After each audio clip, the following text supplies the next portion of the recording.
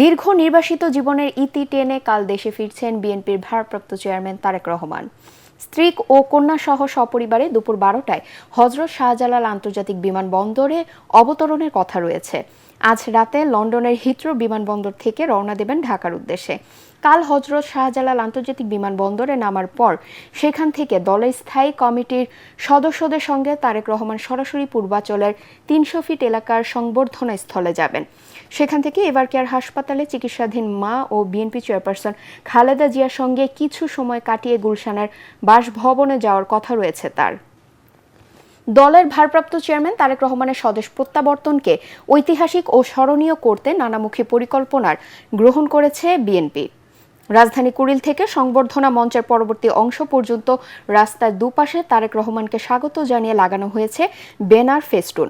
কুড়িল মোড় থেকে সড়কের উত্তর অংশে দক্ষিণমুখী করে বাঁশ ও কাঠ দিয়ে তৈরি হয়েছে বিশাল মঞ্চ।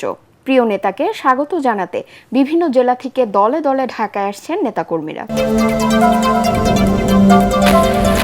আপিল বিভাগের বিচারপতি জুবায়ের রহমান চৌধুরীকে দেশের প্রধান বিচারপতি নিয়োগ দিয়ে গ্যাজেট প্রকাশ করেছে সরকার। রাষ্ট্রপতির আদেশক্রমে আইন মন্ত্রণালয় থেকে এই গ্যাজেট জারি করা হয়েছে। এর আগে সোমবার দেশের ২৬তম প্রধান বিচারপতি হিসেবে আপিল বিভাগের বিচারপতি জুবায়ের রহমান চৌধুরীর নিয়োগ চূড়ান্ত করেন রাষ্ট্রপতি। আগামী ২৮ ডিসেম্বর বঙ্গভবনে নতুন প্রধান বিচারপতির শপথ নেওয়ার কথা রয়েছে। আগামী ২৭ ডিসেম্বর অবসরে যাচ্ছেন দেশের ২৫তম প্রধান বিচারপতি ডক্টর সৈয়দ রেফাত আহমেদ। আসছে রমজানে খেজুরের দাম সাধারণ মানুষের নাগালের মধ্যে রাখতে আমদানিতে শুল্ক কমিয়েছে সরকার। খেজুরের সরবরাহ স্বাভাবিক রাখা ও বাজারের দাম নিয়ন্ত্রণের লক্ষ্যে আমদানিতে শুল্ক ২৫% থেকে কমিয়ে ১৫% নির্ধারণ করা হয়েছে। আজ জাতীয় রাজস্ব বোর্ড এ তথ্য জানিয়েছে। এছাড়া বিগত বাজেটে আমদানি পর্যায়ে অগ্রিম আয়কর সংক্রান্ত বিধিমালা সংশোধন করে খেজুর সহ সব ধরনের ফল আমদানির উপর প্রযোজ্য অগ্রিম আয়কর 10% থেকে কমিয়ে 5% করা হয়েছে। খেজুর এবং অন্যান্য ফল আমদানিতে গত বছর অগ্রিম আয়করে যে 50% ছাড় দেওয়া হয়েছে তা এ বছরেও বহাল আছে। ঘন কুয়াশার কারণে পাটুরিয়া দৌলতদিয়া নৌ রুটে ৫ ঘন্টা ফেরি চলাচল বন্ধ থাকার পর এখন স্বাভাবিক হয়েছে। সকাল 6:45 থেকে ফেরি চলাচল বন্ধ করে দেয় বিআইডব্লিউটিসি কর্তৃপক্ষ। পরে কুয়াশা কেটে গেলে বেলা 11টার দিকে ফেরি চলাচল শুরু হয়। এর আগে মধ্যরাতের পর থেকে পদ্মা নদীর অববাহিকায় কুয়াশার ঘনত্ব বাড়তে থাকায় এবং চ্যানেলের বিকন বাতি ও মার্কিং পয়েন্টগুলো অস্পষ্ট হয়ে যাওয়ায় দুর্ঘটনা এড়াতে ফেরি চলাচল বন্ধ করে দেওয়া হয়। এদিকে সকালের দিকে ফেরি চলাচল বন্ধ থাকায় তীব্র শীতে দুর্ভোগে পড়েন যানবাহনের চালক ও যাত্রীরা। কাল খ্রিস্টান সম্প্রদায়ের সবচেয়ে বড় ধর্মীয় উৎসব বড়দিন। এজন্য সাজ সাজ রব মেহেরপুরের খ্রিস্টান পল্লীগুলোতে।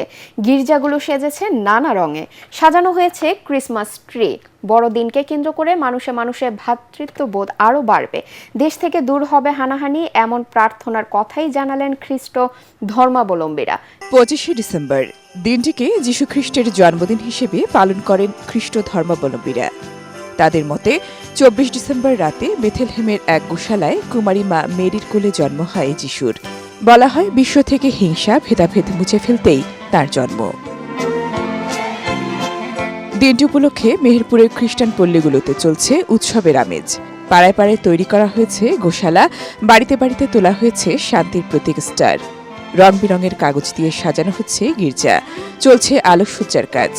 ২৪ তারিখ রাতে খ্রিস্টজাগ অর্পণের মধ্য দিয়ে শুরু হবে বড়দিনের মূল আনুষ্ঠানিকতা। রাত্রে আমাদের যে পবিত্র খ্রিস্টজাগ হবে, সেই খ্রিস্টজাগে আমরা বিশেষভাবে প্রার্থনা করব সমগ্র পৃথিবীর জন্য তথা বাংলাদেশের জন্য, যেন আমরা সকল খ্রিস্ট ভক্তগণ, মুসলমান ভাই বোনেরা, হিন্দু ভাই বোনেরা একসঙ্গে মিলেমিশে শান্তিতে বসবাস করতে পারি। মেহেরপুরে মোট ২৯টি গির্জায় বড়দিনের প্রার্থনা অনুষ্ঠিত হবে। এদিন দেশ ও মানুষের মুক্তির জন্য ঈশ্বরের কাছে প্রার্থনা করবেন তারা। আমাদের মিশন প্রাঙ্গণ চার্চ প্রত্যেকটা বাড়ি সজ্জিত করা হয়েছে। আমাদের একটি স্টিয়ারিং কমিটির মাধ্যম দিয়ে এই বড়দিন উৎসব পরিচালনা হচ্ছে। নিজেদের মন পরিষ্কার করতে পারে এবং ঈশ্বরকে ধন্যবাদ দিতে পারি যে পাপ থেকে মুক্ত হয়ে তার কাছে ফিরে যেতে পারি। বড়দিনে যিশুর কাছে চাইবো আমার পরিবার যেন ভালোভাবে থাকে, আমি যেন ভালোভাবে পড়াশোনা করতে পারি। প্রায় প্রতিটি গির্জার পাশে আয়োজন করা হয়েছে মেলার।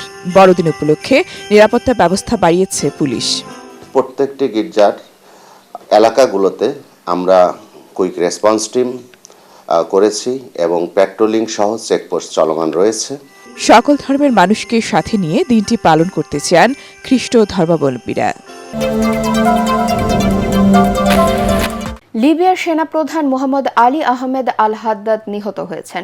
মঙ্গলবার তুরস্কের রাজধানী আঙ্কারার কাছে বিমান বিধ্বস্ত হয়ে তার মৃত্যু হয়। তার সঙ্গে আরও 4 কর্মকর্তা ও 3 বিমান ক্রু নিহত হয়েছেন। লিবিয়ার সরকারি বিবৃতিতে বলা হয়েছে, সেনাপ্রধান এবং অন্যান্য কর্মকর্তা সফর শেষে দেশে ফিরছিলেন। এ সময় এই দুর্ঘটনা ঘটে। সেনাপ্রধান ছাড়া নিহত অন্য সেনা কর্মকর্তারা হলেন স্থলবাহিনীর প্রধান আল ফিতুরি ঘারিবিল, সামরিক বাহিনীর পরিচালক মাহমুদ আল কাতাউই, সেনাপ্রধানের উপদেষ্টা মোহাম্মদ আল আসাউই দিয়াব এবং সামরিক চিত্রগ্রাহক মোহাম্মদ ওমর আহমেদ মাহজুব।